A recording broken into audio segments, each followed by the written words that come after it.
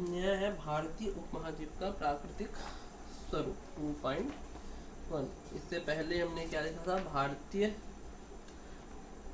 भारत का एक सामान्य परिचय देखा था। अब देखेंगे भारतीय उपमहाद्वीप का प्राकृतिक स्वरूप कैसा है। तो भारतीय उपमहाद्वीप में सिर्फ भारत नहीं आएगा, ठीक है। भारतीय उपमहाद्वीप में भारत आता है, भारत, पाकिस्तान, नेपाल, भूटान, श्रीलंका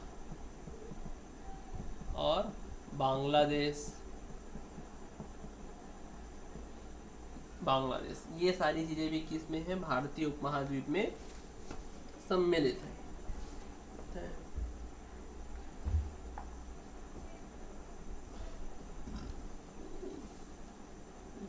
तो भारतीय उपमहाद्वीप का भौगोलिक बनावट, धरातलीय बनावट, विभिन्नता, विशेषता अलग अलग है।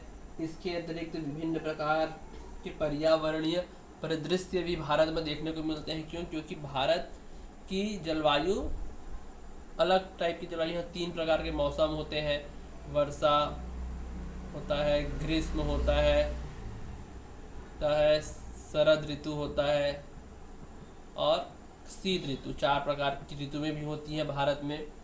तो इन सब, और ऐसा देखें तो 6 प्रकार की बसंत भी आता है और एक और ऋतु आती है। तो मुख्यतः, और यदि शरद और शीत को ना लेकर तो क्या हो जाएगा, ये ठंडी का मौसम, ठंडी, वर्षा, गर्मी और ठंडी, 3 बारिश, गर्मी और ठंडी 3 प्रकार के मौसम आते। तो विभिन्न प्रकार की जलवायु होती है और इन सब के कारण क्या होता है, यहाँ का जो प्राकृतिक परिदृश्य है वो विभिन्न क्षेत्रों पर अलग अलग होता है। क्यों? क्योंकि देखो भारत का जो इस प्रकार से हमारा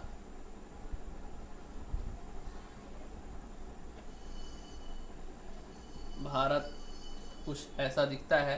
तो यहाँ पे से हमारी कर्क रेखा जाती है, ये पहाड़ी क्षेत्र है, पूरा हिमालय के पर्वत है, ये इधर पाकिस्तान है और ये पूरा रेगिस्तानी क्षेत्र है, रेतीला पहाड़ है, यहाँ बड़े बड़े पर्वत है और ये 3 ओर से समुद्र से घिरा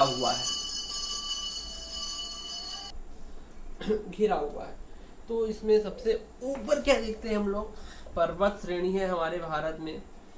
एक चीज तो है, यहाँ पर ऊपर में है पामीर का पठार, ठीक है, और यहाँ से 2 पर्वत श्रेणी निकलती है, एक कुनुकुल श्रेणी निकलती है और एक हिंद कुश की श्रेणी निकलती है। कहाँ से? भारत में जम्मू कश्मीर से सीधा ऊपर से का और काराकोरम में K2 है, यहाँ पर K2 एक पर्वत चोटी है यहाँ पे। फिर यहीं पर लद्दाख श्रेणी आती है, जास्कर श्रेणी आती है और इधर आते हैं तो कैलाश श्रेणी आती है। तो इस प्रकार से पूरा पर्वतीय इलाका हो जाता है। तो भारत का एक ओर का छोड़ कैसा है, पर्वतीय है। तो इस तरीके से हम सब क्या देखते हैं कि भारत में मुख्य रूप से भारत की प्राकृतिक संरचना को 5 भाग में बांटा जाता है। सबसे पहला है उत्तर तथा उत्तर पूर्वी पर्वतमाला। उत्तर तथा उत्तर पूर्वी पर्वतमाला। कहाँ से? ये उत्तर, हमारा उत्तर और उत्तर पूर्वी पर्वतमाला, ये क्षेत्र, ये एक क्षेत्र हो गया, इतना पहला भाग। दूसरा है उत्तर का विशाल मैदान। तो जो ये भाग है गंगा नदी और यमुना नदी वाला, ये उत्तर भाग का विशाल मैदान कहा जाता है। तीसरा है प्रायद्वीपीय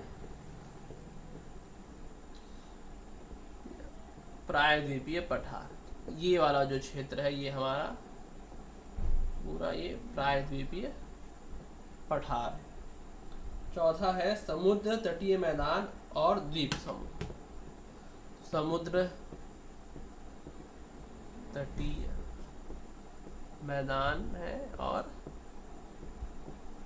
द्वीप समूह है। तो समुद्र तटीय मैदान में ये जो समुद्री इलाका है, समुद्र के किनारे का ये जो इलाका है, ये समुद्र तटीय मैदान में आता है, समुद्र तटीय मैदान। और इधर जो द्वीप है बंगाल की खाड़ी में, इधर अरब सागर में, इधर ये जो द्वीप है अंडमान निकोबार, दादरा एवं नागर हवेली, ये सारे चीज किसमें आते हैं, इसके अंदर चौथे श्रेणी में। और पांचवा है भारतीय मरुस्थल,